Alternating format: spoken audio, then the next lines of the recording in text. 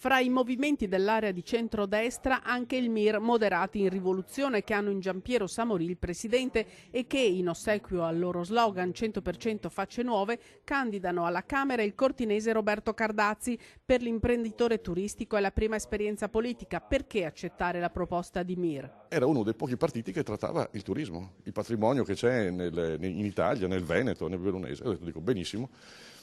È la mia prima volta, ho detto perché no, proviamo anche questa esperienza. Cardazzi, 53 anni, albergatore, è stato presidente dell'azienda di promozione turistica. Per 2 mandati è stato presidente dell'Associazione Albergatori, oggi è vicepresidente. Un operatore turistico a tutto tondo, nel suo albergo cantava Jerry Calà nel film di Vanzina Vacanze di Natale. Ma il tempo è passato e il comparto crollato, le difficoltà sono sempre più pesanti, ma bisogna guardare avanti. Il nostro territorio è talmente bello, perché io ho preso appunto anche le Tofane, perché le Tofane è un po' il simbolo di Cortina.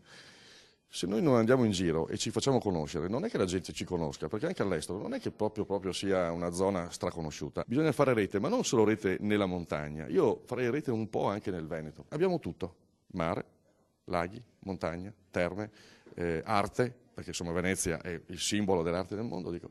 Per cui abbiamo un bacino che è veramente eccezionale. Dovremmo avere non